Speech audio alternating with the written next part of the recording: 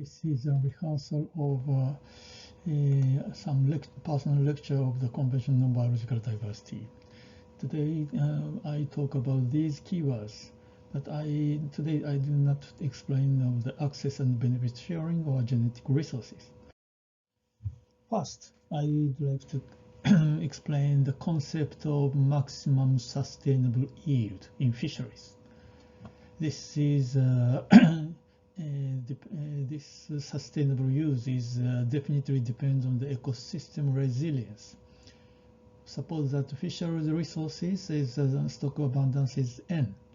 This is this dynamics is a logistic equation, and this QEN is a catch amount. The right-hand side is natural growth and fisheries catch. And this C, catch amount, is the product of fishing effort and stock abundance. And carrying capacity is K. But in this case, if this QE is greater than the R, in this case, the right-hand side is always negative. That means stock abundance is always decreasing, therefore, and reaches to the zero. This is over harvesting. But if this QE is smaller than R, R is the intrinsic growth rate. In this case, some equilibrium exists, and if QE is QE is R over 2. In this case, the steady state catch amount is maximized. This is called maximum sustainable yield. Therefore, overfishing is not good, and underfishing is not efficient, and sustainable use is recommended. This is the origin of the sustainability in environmental issues. But ecosystems are uncertain, non-equilibrium, and complex. But this theory does not include these all three factors. There are two reasons of overfishing in this classic textbook of the fisheries. This is mathematical bioeconomics. One is the economic discounting rate. It's delta. It's more profitable to catch many minke whales at once and invest that can make a profit of 5% per year than to the catches 2,000 whales a year. 2,000 is agreed in the International Whaling Commission, but the total number of minke whale is more than 700,000. Therefore, 40,000 minke whale is catch of 40,000 is possible. If the intrinsic growth rate R is less than the 4 times the discount rate. Discount rate is usually from 3% to 5% per year. In this case, overfishing is profitable, and this is the case of the species with small R, and that means forest and whales. And this is the present value of the future catch amount. Catch harvest is discounted in the 1 year future, 2 year future, and so on. This infinite series is the sum is like this. The second reason is the tragedy of the commons. If you avoid overfishing and keep the sustainable fisheries, but other personnel who catch who overexploit. In this case, a present benefit is you do not have the present big benefit, and the opponent cheetah is a big benefit to the present. But both you and this bad person both lose the future benefit. This is mathematically described as this equations and the non-cooperative game theory of Nash solution. And I usually in my lecture, such kind of game exists. And you choose this your own fishing effort, and another person is choose another person's fishing effort, and outcomes. And in the global climate change issues, this is a very similar idea of the tragedy of the commons. I call this is the tragedy of the mitigation policy, because mitigation measures works globally. If Japan reduces their CO2 emission, but China emit more, no effect. Therefore, the greenhouse gas concentration in the atmosphere is definitely the common property. Therefore, mitigation works globally. But now climate change issues recommend adaptation measures. Adaptation works locally. Therefore, the optimal way for each nation is if this nation focus on the adaptation and the other nations focus on the mitigation. And every country expects this. Therefore, this is a tragedy of the commons happens. How to avoid the tragedy of the commons? Commons should be divided into the private property. A good typical example is high sea in the United Nations, the law of the sea, Convention on the Law of the Sea. But in the case of greenhouse gas, this is definitely impossible. And forcing global policy, that is an internationally legally binding instrument. This is the case of the Kyoto Protocol. And each member state reduces the CO2 emission, numerical goal. But this was just agreed between the developed countries. But even between the developed countries, United States is escaped from the Kyoto Protocol. And in the case of including in developing countries, this forcing global policy is probably impossible. And bottom-up approach, this is called co-management. In the case of Paris Agreement, in this case, each nation, the convention encourages each member state to make nationally determined contribution of each nation. And if this is once some nations has once declared this NDC, nationally determined contribution, if so, they must keep this policy. I think this is maybe a good idea. Incentive by carbon credit. This is a cap and trade. And this is a carbon credit market exists. This is a more smart way of this global numerical goal, or nationally determined contribution. And this idea is origin of this idea is fisheries. Individual transferable quota is this is a catch quota is can be transferred. And climate change mitigation and adaptation. Mitigation measures is reducing carbon dioxide emissions or greenhouse gas, reduce itself. And this is preventing the global warming. Adaptation measures is surpassing the negative effects of climate change by other measures. Mitigation is a matter of the climatologist and energy professional. But adaptation is a matter of experts and people in all affected sectors, because the climate change gives many kind of bad effects on many fields. Therefore, I think adaptation is a key element of mainstreaming climate change issues. And sustainable development. Sustainable development definition is development that meets the needs of the present without compromising the ability of future generations to meet their own needs. This is more general of the maximum sustainable yield.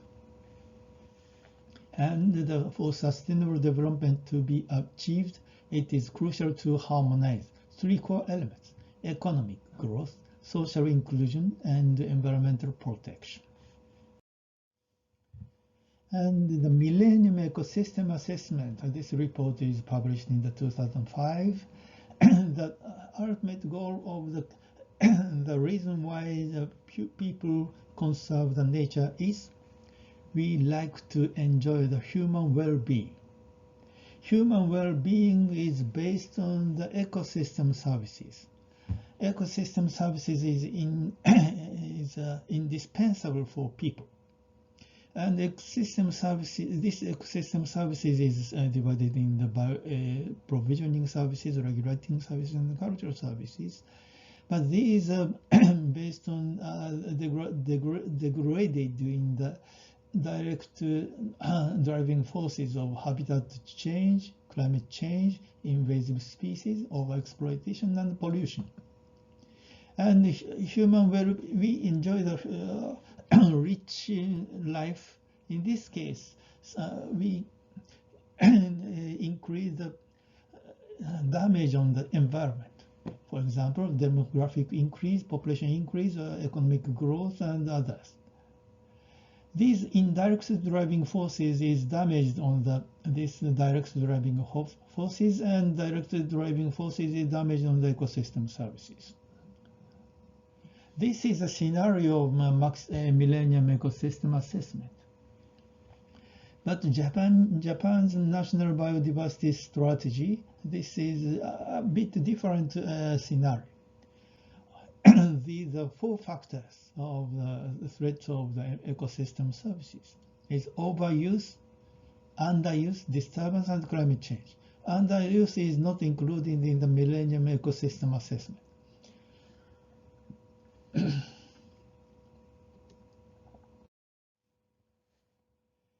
And I talk about the ecosystem services. Three types of ecosystem services is provisioning services, regulating services, and cultural services. Provisioning services is a consumptive use. That means if we utilize provisioning services, the resource is decreased. But the ecosystem has some resilience. Therefore, this is a sustainable way, sustainable use. That means the ecosystems rebuild these natural resources. Therefore, we can use these natural resources sustainably. This is an idea of maximum sustainable yield. But other kind of ecosystem services exist. Non-consumption use is a regulating services. This permanently valued water source forest, windbreaks, mudfloods, coral reefs, and so on. If these exist in the environment, people can enjoy some benefit from these ecosystems. Cultural services is also the non-consumptive use. This is a tourism resources that only have value when used, symbols of the festival, and so on. Another problem is stock and flow. For example, underuse means Japan import woods from abroad, but Japan has many forests. In this case, Japanese forests give no ecosystem services of the provisioning services of forestry. But the Japanese forest is rich. In this case, stock is abundant, but the use is small. Therefore, we should divide stock and flow in the ecosystem services. But the original idea of ecosystem services in Millennium Ecosystem Assessment do not discriminate on stock and flow. Therefore, we have some frustration of this when we published the Japanese Satoyama Satoumi assessment in 2011 by United Nations University. But more recently, The IPBES means Intergovernmental Science Technology Platform for the Biodiversity and Ecosystem Services. This IPBES panel is developed the idea of ecosystem services to nature's contribution to people. In this case, in this framework, this ecosystem services and nature is divided into two components. This is okay, yes. In Japanese, forests exist, rich, but Japan do not use their own forestry. In this case, yes, we can discriminate the stock and flow. Another idea is not ecosystem services do not only give the benefit, but also some disaster or demerits. Therefore, this is called nature's contributions to people.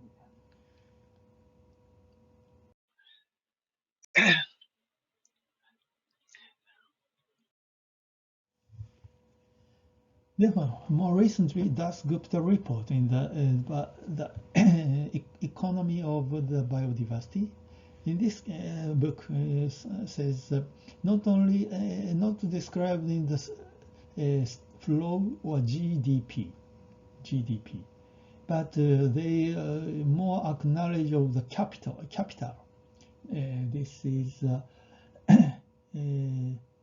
produced capital and human capital and natural capital. And natural capital is decreasing.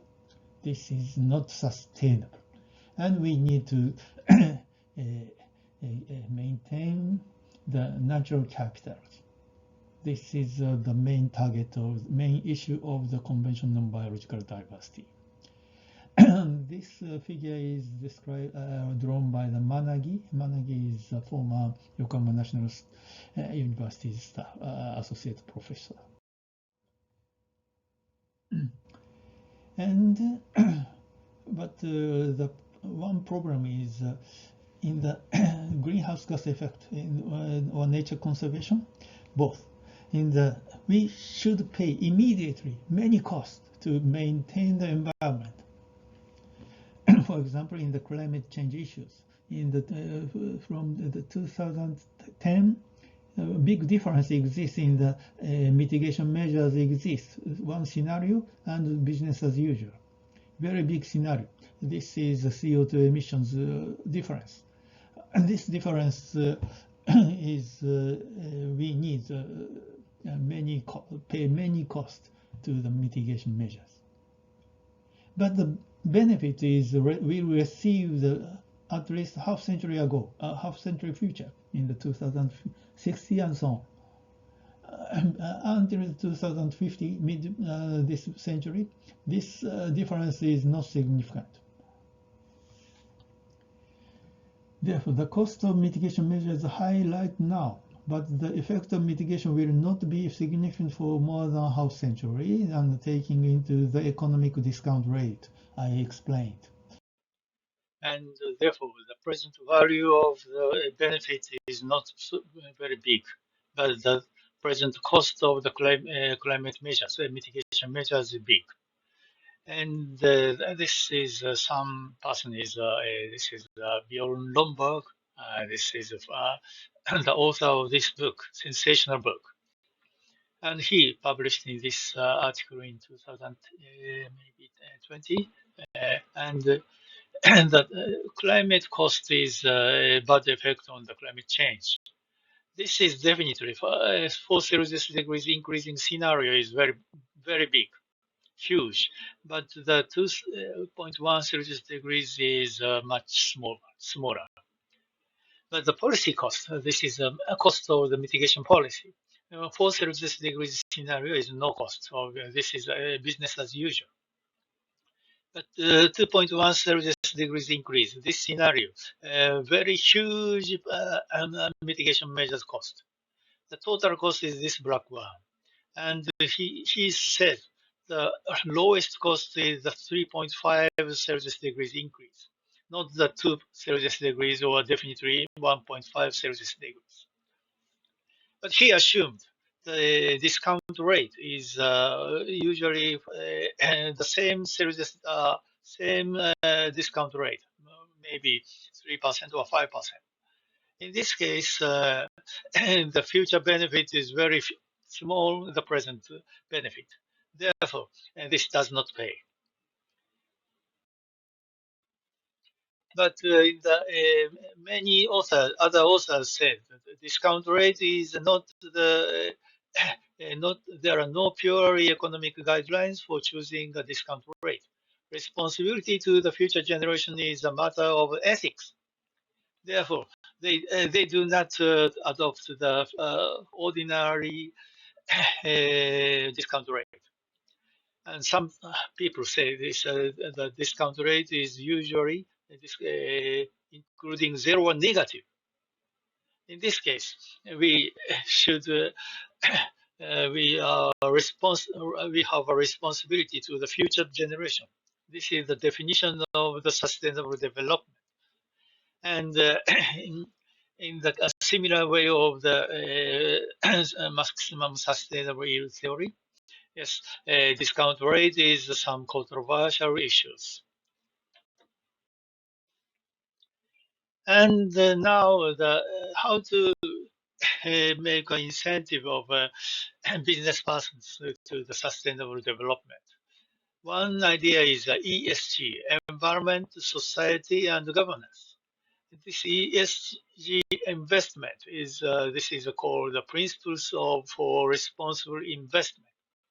ESG scores are calculated by the third-party evaluation agencies based on their assessment of the ESG initiatives of all companies.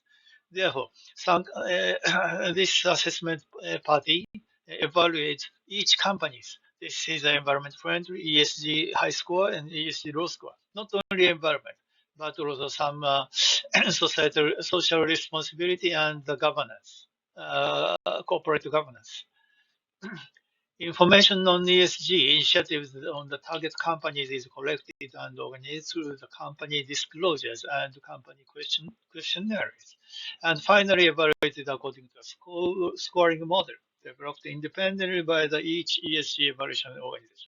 This is a rating system, and not the certification system. But this rating, based on this rating, some investors choose the investment of this company or not.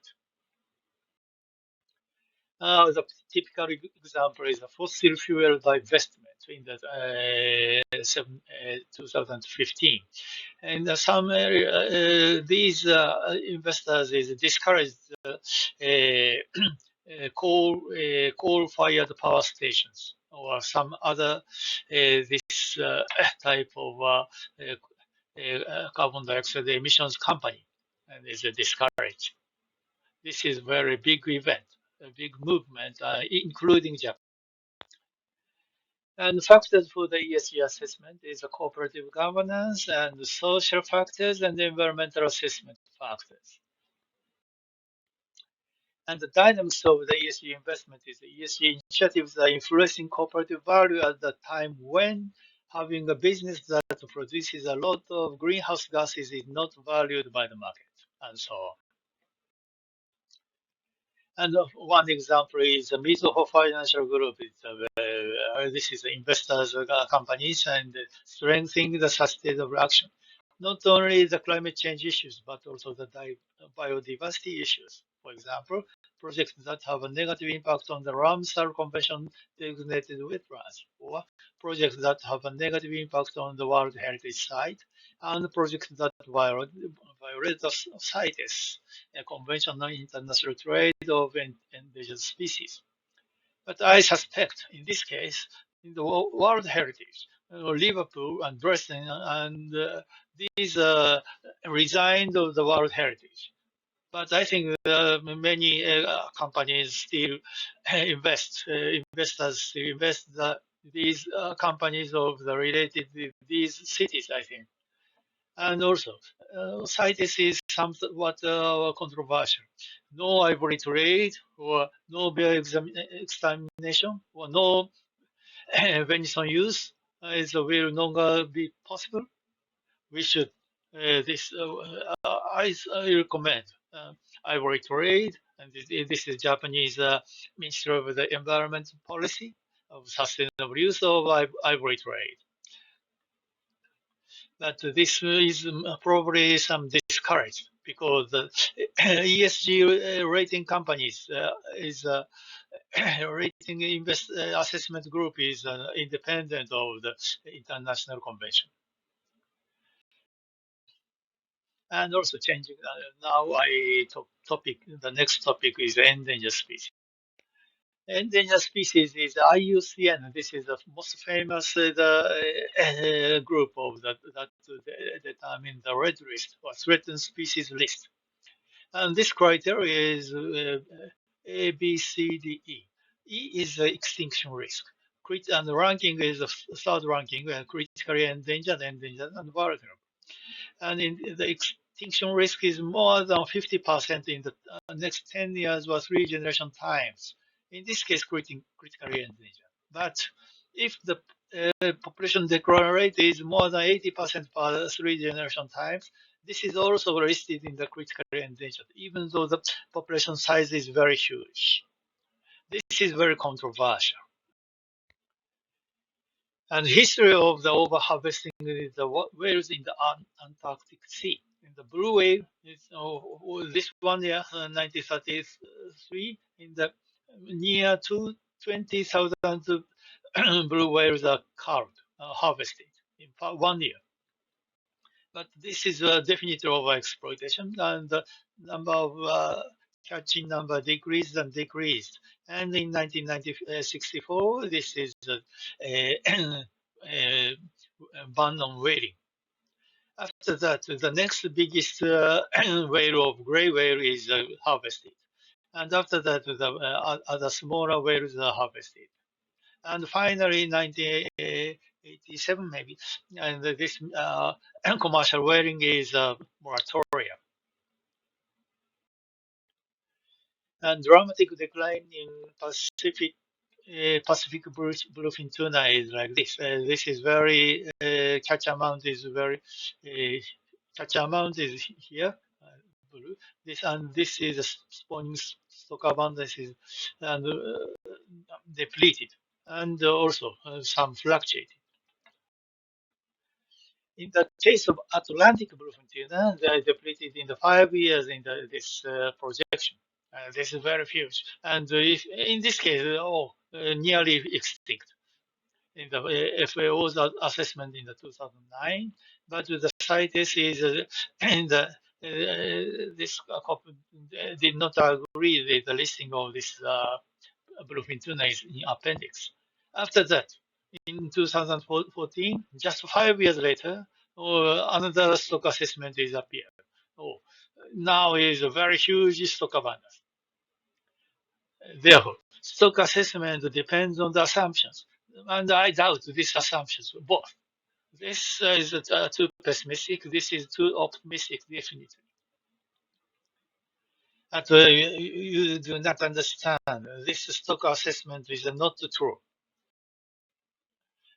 And in the case of Japanese eel, this is the catch amount of the 1,000 tons. In the this is the catch of all matured and immature. But this is the catch of a yellow eel. Yellow eel is nearly immature. In this case, this population decline rate, if this is continue to in the future, and some process errors exist.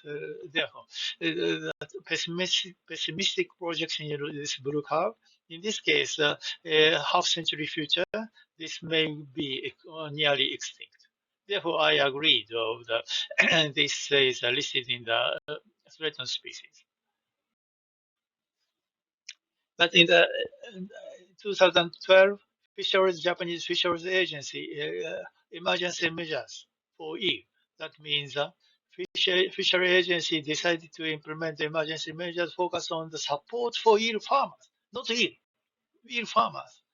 In this case, eel farmer exists, and also eel farmer exists, and eel farmer still exploit the eel. If so, eel will go extinct. If the government do not support the eel farmers, if so, eel farmers go extinct before eel extinct. If so, eel is okay. But if the government supported eel farmers, this is very bad. And Aichi biodiversity target agreed in the 2010, and this is by 2020 at least incentives, including subsidy harmful to biodiversity, are eliminated. I think this supporting e-farmer is violate this Aichi biodiversity target.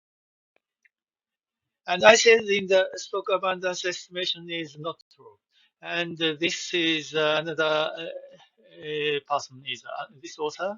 This author published two articles in the very opposite way. In the first article is global fisheries stocks depleted by 2048. This article is now is very popular, and many people refer to this one.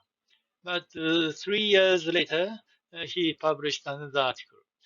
He compiled, estimated each fishery stock abundance, stock estimate.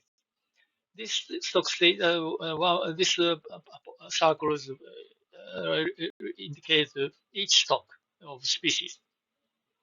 One third of global species is this is heavily exploited. This is a relative abundance. Is one is MSY level, and this is heavily overexploited. And now is fishing effort is too high. That means that these species are overexploited and still uh, uh, exploiting, being exploited. And this is once this is heavily depleted, but now rebuilding because the fishing pressure is very moderate. And this green square, this species is stock abundance is still high, and the fishing pressure is low. This is an underfishing. This is very opposite way. This depends on the assumptions. And the precautionary principle is agreed in the 1992 Rio Declaration. This is in order to protect the environment where there are threats of serious and irreversible damage. Lack of full scientific certainty shall not be used as a reason for postponing measures. That means we do not need the full scientific certainty. And the In the same year, Convention on Biodiversity is adopted, and this is the same way in the precautionary principle. And Framework Convention on Climate Change is the same way. And that means climate change is not the full scientific certainty in 1992. In 2007, assessment report 4 in IPCC wrote that the global warming is definitely occurring. And in the 2021, the main cause was anthropogenic impact. Therefore, now the climate change issues is not the precautionary principle. This is based on the full scientific certainty now. And the precautionary principle is scientists usually avoid the type 1 error, doing unnecessary actions or doing, and, we do not hesitate to the null hypothesis. We hesitate the null hypothesis. But the type 2 error is not doing necessary actions. And precautionary principle is prioritizing the type 2 error, avoiding type 2 error. Usually, science usually avoid the type 1 errors. But in the avoiding type 1 errors, this is the global guideline is a 5% rule. This is significant level, statistically significant. But there is no guideline of how to avoid the type 2 errors. No quantitative nor qualitative rule. Therefore, some scientists is too over to precautionary, but other people is moderate.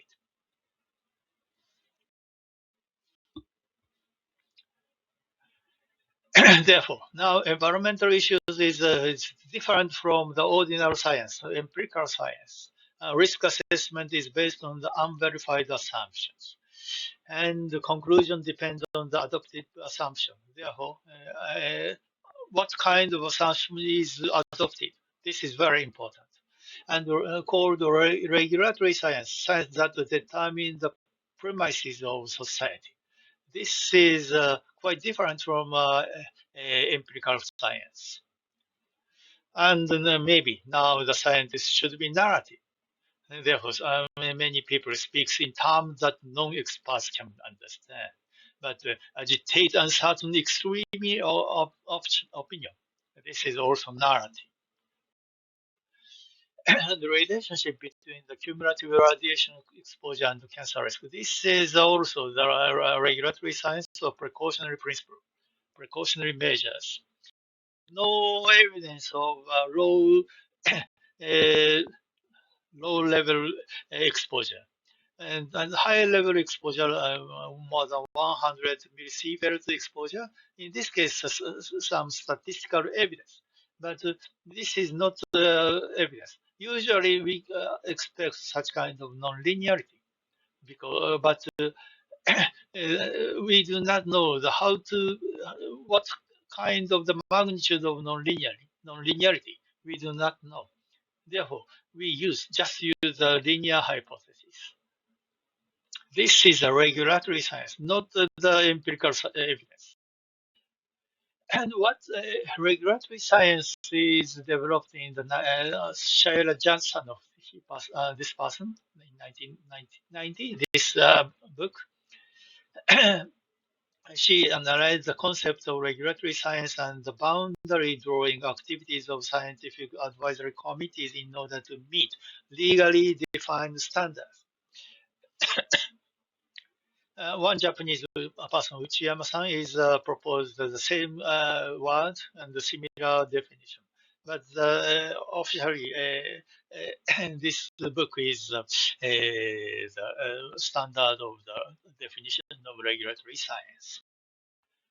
And now the biodiversity is threatened by these six anthropogenic factors: land use change, invasive alien species, overharvesting, pollution, and climate change, and abandonment of use. And this is a natural succession. And the factors of decreasing populations is like this. And this is a questionnaire is a Japanese expert of each taxon. And the land use change is the biggest factor of all species, all taxa.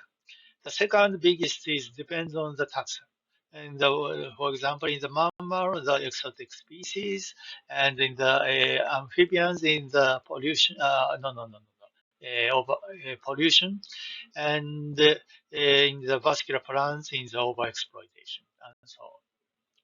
But note that this is not the climate change is not the big factor in this case. But I think the future factor, climate change, is very big. Another idea, another issue is biodiversity. This is a 3 Celsius degrees increase scenario, and this is a 2 Celsius degrees increase scenario. 3 Celsius degrees increase scenario, very big habitat loss will appear. For example, more than 30% habitat of the natural living things will lost. 30%. And the major factor is the climate change, due to the climate change. This is red bar. But in the 2 Celsius degrees scenario, yes, the habitat loss due to the climate change is much smaller than the above scenario. But this also predict another habitat loss will appear due to BC, biofuel cropland. Such kind of very huge farmland is used for producing the biofuel. This is definitely another factor of the habitat loss. And the total loss is almost the same, according to these authors.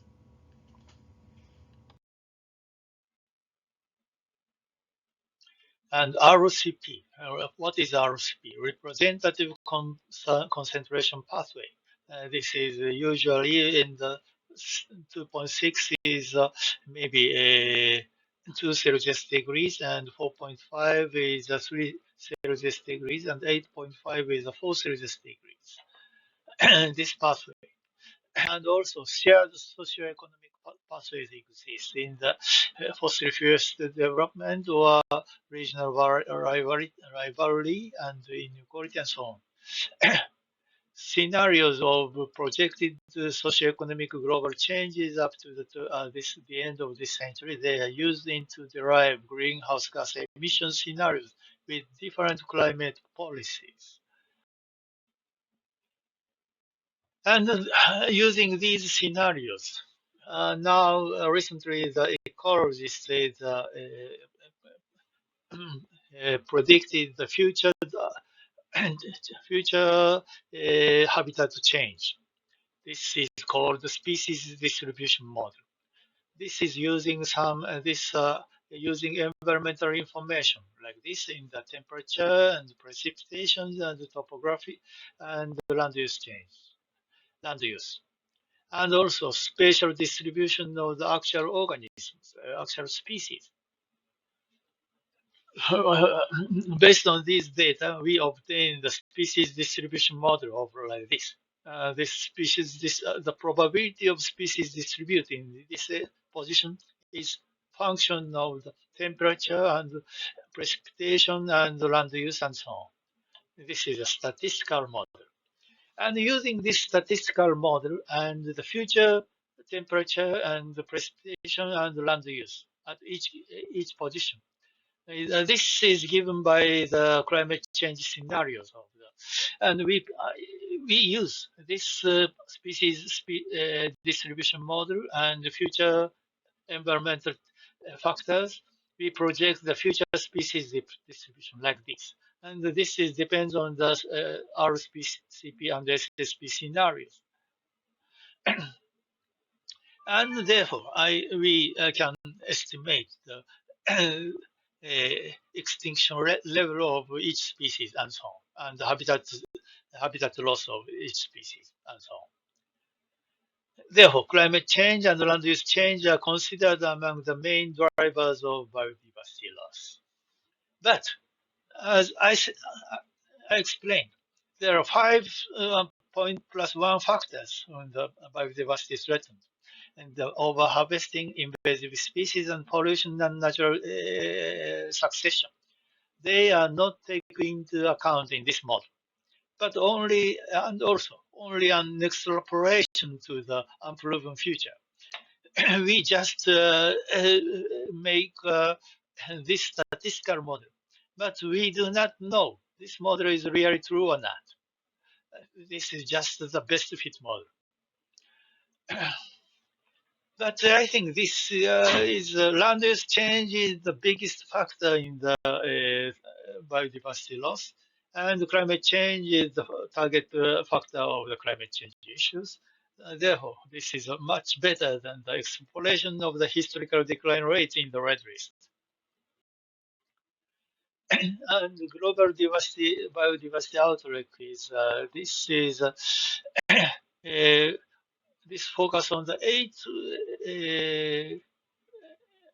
fields, and also, and this is some schematic figure of biodiversity loss, and now is this speed of this loss is decreased, and also sometimes change to the increase. This is called the nature positive. But this is nature positive is still cumulative loss is or negative.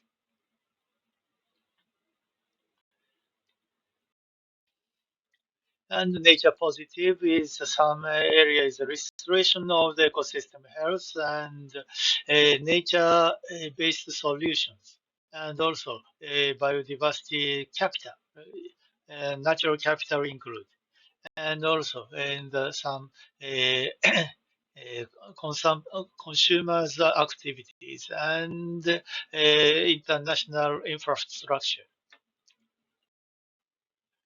And some the merit of the ecosystem services is the biggest is this disaster risk reduction. How forests may regulate the flooding. In this person is some active forester, and he said that proper forestry measures is effective in disaster management.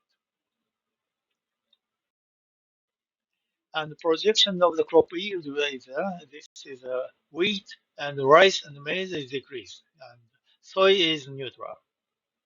But this is this projection is without adaptation measures. Without adaptation measures. Another issue is comparison between the 2 Celsius degrees increase scenario and the 3 Celsius degrees scenario. The 3 Celsius degrees scenario, habitat loss of all species, is taxa, is very big. And this major part is the climate change, damage by the climate change. But in the 2 Celsius degrees scenario, damage by the climate change is smaller, much smaller. But another damage, this is biofuel cropland, like this.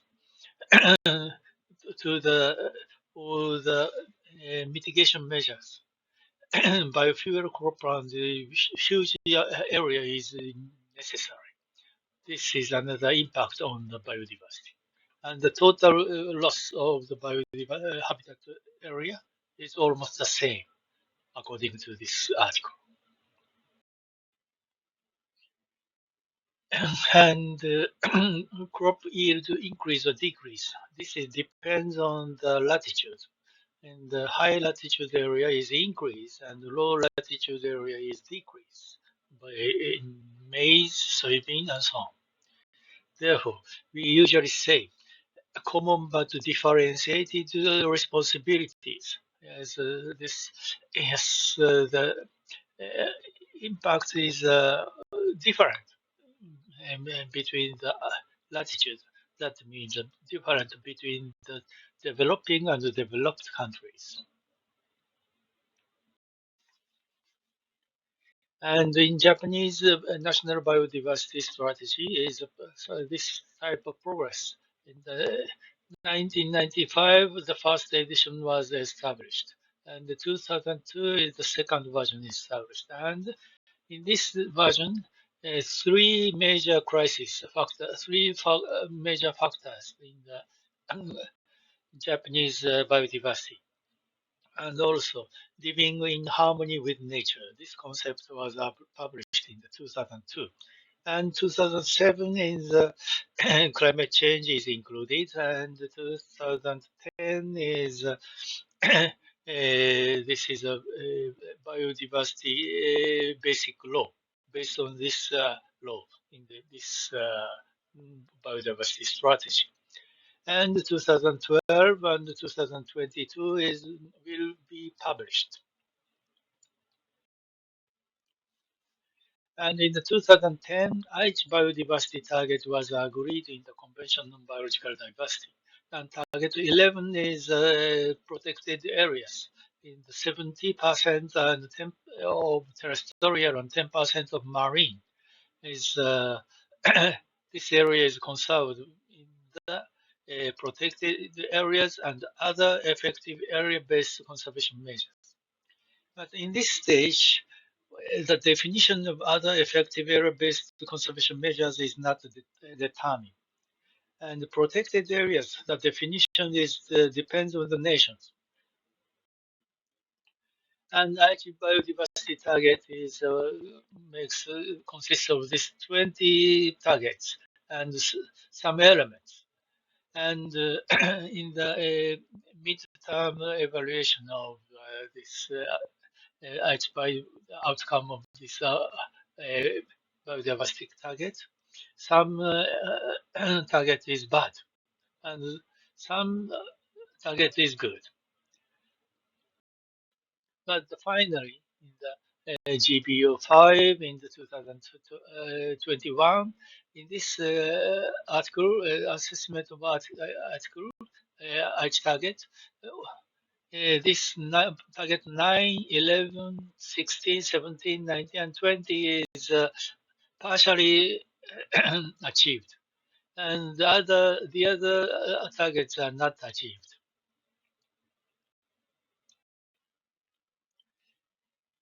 And some interconnection between the climate change issues and the biodiversity issues has been progressed. And this is a Japanese idea of a basic environment policy plan of regional circular and ecological square. And this is some ecosystems and the interaction between the nature and cities.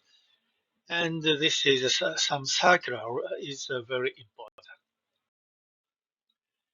And then after the pandemic and some IPBES is some working report is published. But this is not the mandated in the General Assembly of the IPBES.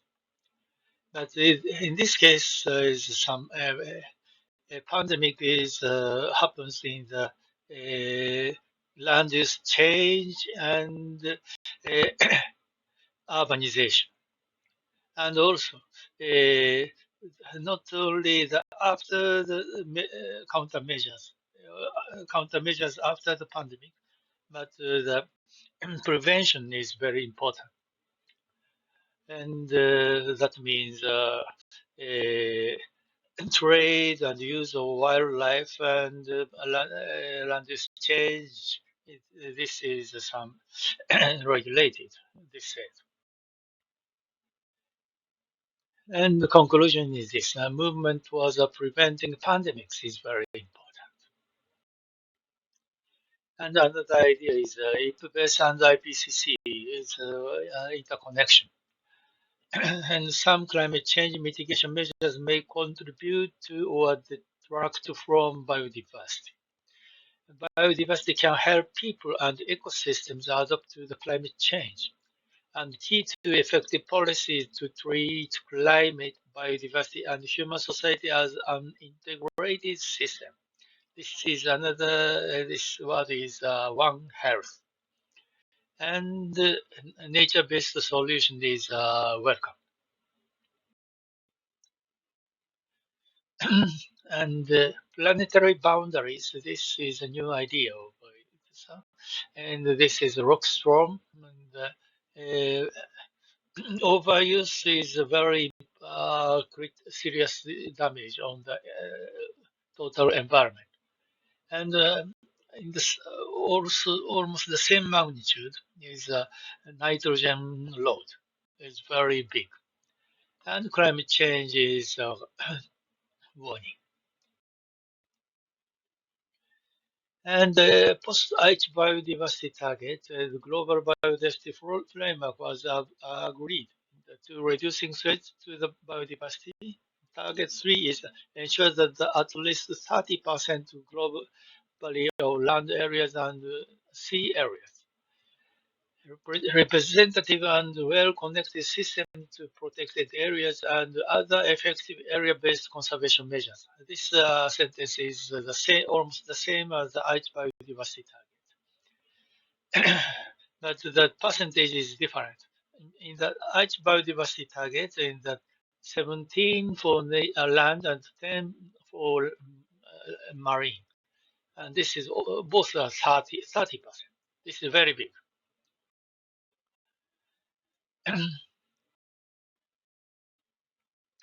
And also this urban area is now focused on urban area biodiversity.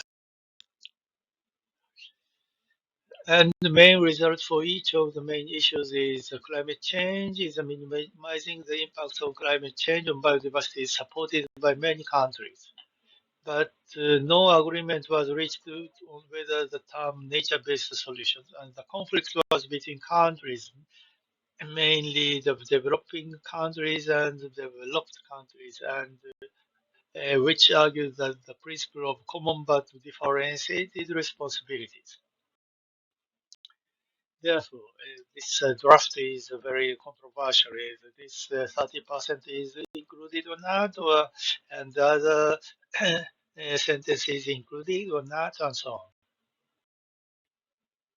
And 30 by 30 is this, yes, protected areas and other effective area-based conservation measures. What is the definition of the other effective area-based conservation measures?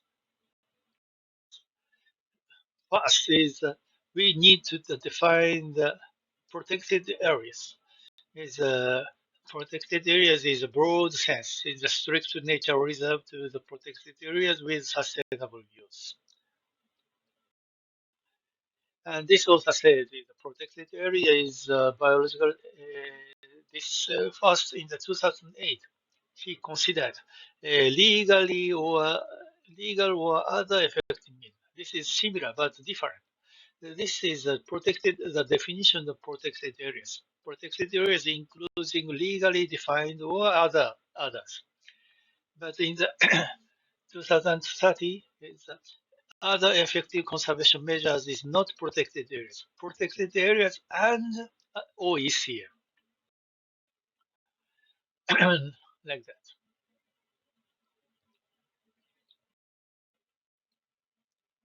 Therefore, this study also said that while protected areas should have a primary conservation objective, but the other OECM is not, may not be different, may not be. Therefore, I summarize this one. Protection and conservation or with use, this is a protected areas, six categories. And the other areas is OECM. OECM is the main purpose is not the conservation, but the sustainable use. Three types of OECM. It's ancillary conservation and areas delivering initiates conservation as a byproduct of management. And the second type is secondary conservation. The, the first priority is not the conservation, but the second objective is conservation. And the primary conservation, but the governance authority does not wish the area to be reported as a protected area. This is also the OECM. And in Japan, main OECM is categorized with these areas, and but the one category, the first category is the main purpose is protect nature conservation, but this is not legally defined. Other type is the main purpose is not nature conservation. And this Japan is promote the OECM as a certification system. This one. And the Japan government encourages to the many private land is OECM into the OECM like this. But I found no Kanagawa prefecture is a candidate in this year. Therefore, Ministry of the Environment is considered the site for living in harmony with nature site. This is not only the OECM but also the sustainable use, conservation with sustainable use. Areas where biodiversity is being conserved through the private sector efforts. And this is therefore protected areas and OECM and requires consent from the landowner. This is very important, but this is different from the, the type 3 OECM I mentioned before. The third type is landowner does not like to declare the protected areas. This is quite different from this criteria. And now Japan is organizing this 30 by 30 alliance. This is some, including some private companies and local municipality and persons. And this is a very small area, but this is one candidate of OECM.